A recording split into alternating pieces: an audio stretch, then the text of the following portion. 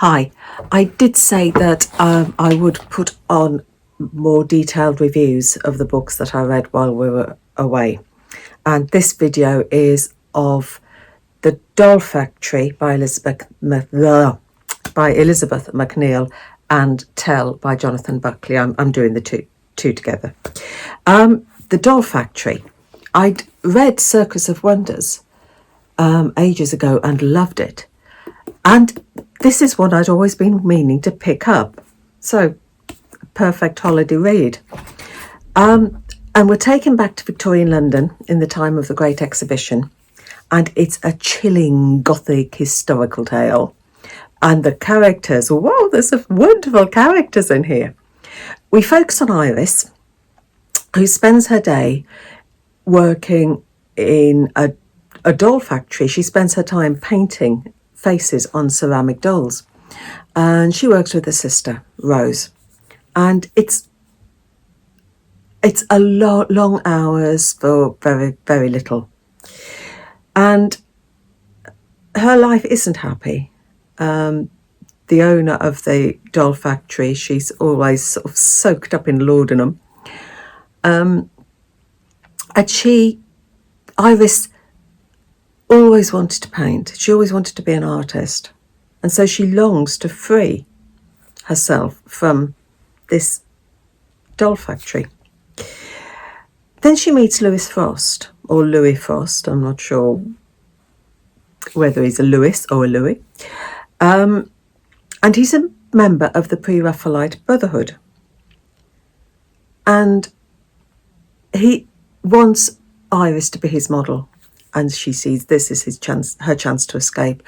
She will become his model in return for art lessons. And so the life that she had in the doll factory, it was almost like he'd been in a prison.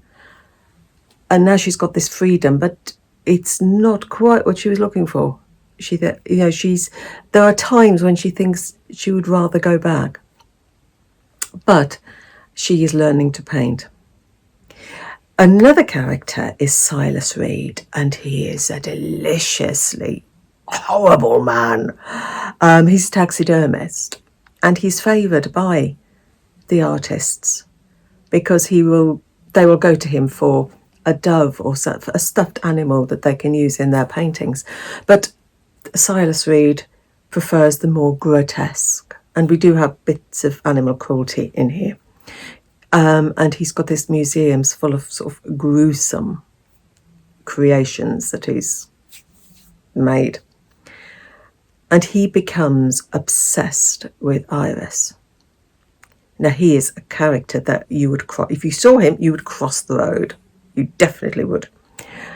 But he becomes obsessed with Iris. And we are taken into this chilling climax, and we almost left at the end to it ends, but then you are left to put in the finer details of the ending yourself, which I loved. There's another character in here who's absolutely super, and that's Albie, and he's a street urchin, and he's sort of a pickpocket, and he's trying to get money together because he's got a dream that what he's going to do with his money. And also he wants to protect his sister, who's a very fragile and frail prostitute. You feel that the next man along is going to break her because she is so fragile and not a healthy specimen at all. I loved her. I really did enjoy it. It was a perfect holiday read. I know she's now got a third book, so that is going straight on my TBR. Now, the second one that I read on holiday was an ARC that comes out on the 28th of March, and it's a Fitzcarraldo, and it is Tell by Jonathan Buckley. This book didn't excite me. I'm sorry. It just didn't have the wow factor. It was okay. And that's really all I can say about it. The idea is that it's a series of interviews with a woman who is employed as a gardener to this guy, Curtis, who's disappeared. We never know what questions she's being asked, and we don't know who's interviewing her. But we have this almost transcript of these interviews. And what we have is her side of the story, her version of events. She talks about her employer, Curtis. She tells us that he was immensely wealthy, that he collected art. She tells us about his relationships. But you don't feel, I didn't feel, that she's reliable. Were the events, situations exactly as she saw them, or is she colouring them with her own perceptions? One thing that I found was that, she's this gardener. She's worked for him for years, but we never hear anything about the garden. And he's an art collector, but we never hear anything about the art. It's the people that she talks about, Curtis and everybody else in Curtis's life, they came across almost, for me, very two-dimensional. There wasn't any flesh on their bones. There was nothing about them to make me either like them or dislike them. Is that the idea, though? Is that what Jonathan Buckley is doing? Is he giving us this framework on what to build our own pictures?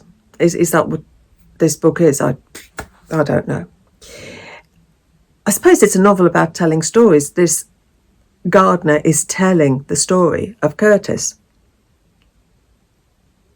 But is she telling it in a way that she is taking centre stage rather than Curtis?